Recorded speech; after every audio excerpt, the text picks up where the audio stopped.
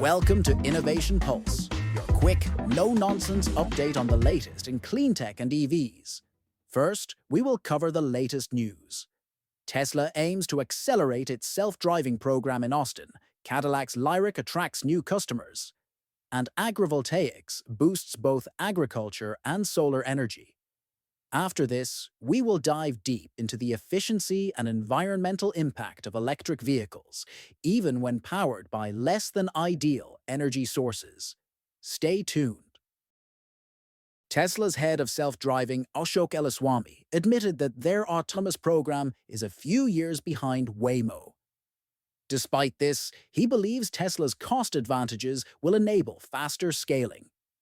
While Waymo provides Level 4 autonomous rides, Tesla remains at Level 2, needing driver supervision. Tesla's vehicles are cheaper, largely due to production scale and reliance on cameras over LiDAR sensors. In Austin, Tesla plans a pilot program using existing vehicles with optimized software in a geo-fenced area, supported by high-level teleoperation. Waymo, however, already completes over 250,000 rides weekly across 5 markets and is expanding. The main challenges for both companies involve training, support, and regulatory approvals. While Tesla aims to catch up, the real test will be deploying Level 4 autonomy in its customer fleet, a promise yet to be fulfilled. Now, we're about to explore Cadillac's EV market strategy. Cadillac's electric Lyriq is gaining traction, attracting many first-time Cadillac buyers, with about 25% being former Tesla owners. Sales of the Lyriq have surged, making it the second best-selling model in Cadillac's lineup, alongside the electric Escalade IQ, Vistic, and Optiq. With a focus on EVs, Cadillac aims to become a top luxury EV brand. Meanwhile, Kia's EV3, popular in Europe, might soon hit the US market.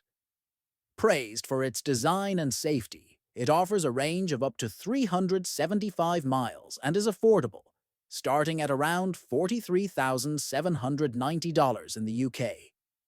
The EV3 is noted for its versatility and safety features, earning a 5-star rating from Euro NCAP. If released in the US at a competitive price, the EV3 could see strong sales, appealing to those seeking a more compact electric vehicle.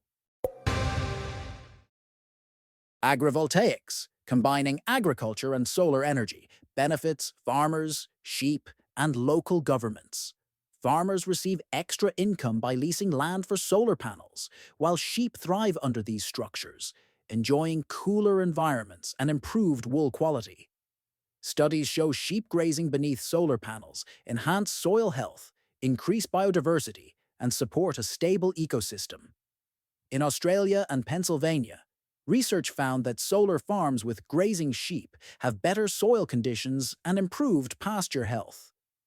The integration of pollinator-friendly plants further supports the ecosystem, contributing to healthier vegetation. Critics of agrivoltaics often overlook these benefits, focusing instead on preserving traditional landscapes. However, the economic and environmental advantages make agrivoltaics a win-win situation, promoting clean energy and sustainable farming practices. Agrivoltaics highlight the potential for innovative solutions in balancing energy needs with agricultural prosperity. China's carbon dioxide emissions have decreased for the first time due to a rise in clean energy despite increasing power demand. In the first quarter of 2025, emissions fell by 1.6% year-on-year, driven by new wind, solar, and nuclear power, which reduced coal usage. If this trend continues, it could lead to a sustained decline in emissions. However, emissions remain just 1% below the recent peak, indicating potential for future increases. The shift towards clean energy is partly a response to United States tariffs, encouraging domestic consumption. Additionally, a new pricing policy for renewables is causing a rush to complete projects before it takes effect. China's future emission trends will depend on upcoming policy plans and economic responses to international trade dynamics. The power sector, along with building materials and steel, shows signs of peaking emissions, but uncertainties remain. And now, pivot our discussion towards the main clean tech topic.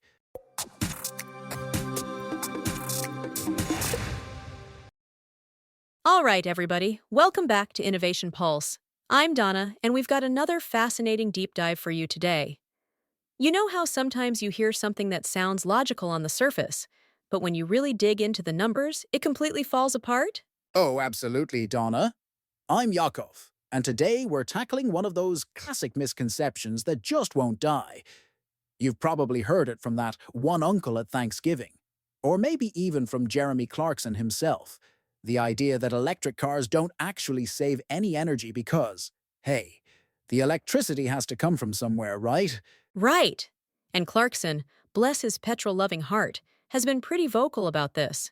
He's basically saying, look, you're still burning fossil fuels to make that electricity, so what's the point? It sounds reasonable until you actually crunch the numbers. Exactly. And that's what we're going to do today. Crunch those numbers. Because here's the thing, Donna. Even if Jeremy's worst-case scenario were true, even if we powered every electric car with electricity generated entirely from oil, EVs would still be more efficient than gasoline cars. Wait, really? Even in that nightmare scenario where we're literally burning oil to charge our electric cars? Yep. So let's walk through this step by step. When you fill up your gasoline car, that fuel goes through one conversion process, burning in your engine. And internal combustion engines, they're pretty terrible at this job. They only convert about 20 to 25% of that gasoline's energy into actual motion. The other 75 to 80% just disappears as heat and friction. Ouch! So we're basically driving around in very expensive, very complicated space heaters. Pretty much. Now let's imagine Jeremy's scenario. An electric car powered entirely by oil-generated electricity. That oil gets burned in a power plant at about 40% efficiency. Then there's about 5% lost in transmission lines. And finally, the EV's motor system runs at about 77% efficiency. When you multiply all that out, 0 over 40 times, 0 over behind 5 times 0.77, you get about 29% overall efficiency. So even in the worst case, we're looking at 29% for electric versus 20 to 25% for gasoline. That's still a solid improvement. Exactly. But here's where it gets really interesting, Donna. Jeremy's nightmare scenario isn't even close to reality. Guess how much of the world's electricity actually comes from oil? Oh no, don't tell me it's like 50% or something terrifying. Try 1.2%. 1.2%. Oil is barely even a player in electricity generation. Most of our power comes from natural gas at about 29%, renewables at 30%, coal at 17%, and nuclear at around 9%. Hold up. So when I plug in my electric car, there's only a tiny chance that electricity even came from oil in the first place. Bingo. And here's the kicker. Renewables are absolutely exploding. In 2023 alone, we added almost 510 gigawatts of new renewable capacity. That's a 50% increase year over year. The grid is getting cleaner every single day. This is like watching someone argue that smartphones are useless because they're worried about running out of phone booths. The premise is already outdated. Perfect analogy. But let's give Jeremy one more shot here. Maybe he's thinking about places like West Virginia or Poland, where coal still dominates the grid. Even on a 100% coal-powered grid, which is pretty much the dirtiest scenario you can imagine, an electric car still comes out at about 24% efficiency. Still beating gasoline. Man, internal combustion engines really are that inefficient, aren't they? They really are. It's actually kind of amazing we've been driving around with this technology for over a century. It's like we've been trying to water our gardens with a fire hose when we could have been using a sprinkler system the whole time. And the beautiful thing is, this efficiency gap is only going to get wider as the grid gets cleaner, right? Absolutely. Every new solar panel, every new wind turbine makes electric cars even greener. Meanwhile, that gasoline car is always going to be stuck at that same 20 to 25% efficiency, burning through processed crude oil drop by drop. You know what this reminds me of? It's like arguing that email doesn't save paper because computers are made of plastic. You're missing the forest for the trees. That's perfect, Donna. And here's the thing about Jeremy Clarkson. I get it. Change is hard, especially when you've built your whole brand around the romance of internal combustion engines. But the numbers don't lie. Even in his worst-case scenario, EVs win on efficiency. Plus, let's be honest, there's something pretty cool about the idea that your car could be powered by the sun or the wind. That beats dinosaur juice any day in my book. Right. And for our listeners who are still on the fence, here's the bottom line. When you swap the pump for a plug, you're using less total energy. Period. Whether that electricity comes from solar, wind, natural gas, or even coal, you're getting more miles per unit of original energy than you would with gasoline. And as a bonus, you're not spewing exhaust in your neighborhood. Your local air quality improves immediately, even if the power plant is 100 miles away. Exactly. The transition to electric isn't perfect yet, but it's already better than what we've got, and it's improving every day.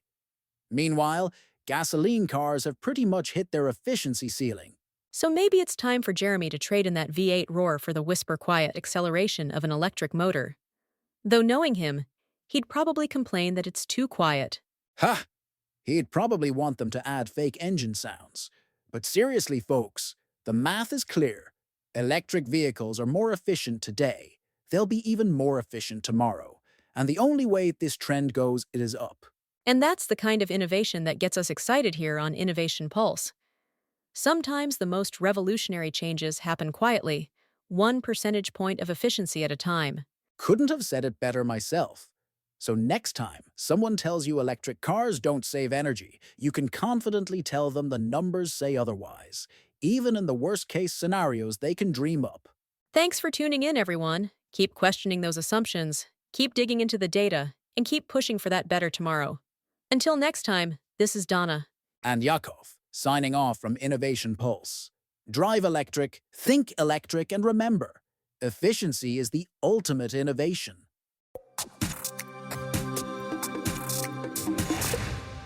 That wraps up today's podcast, where we explored Tesla's self-driving ambitions, Cadillac's EV growth, agrivoltaics benefits, China's emissions trends, and the efficiency of electric vehicles as discussed by Donna and Yakov.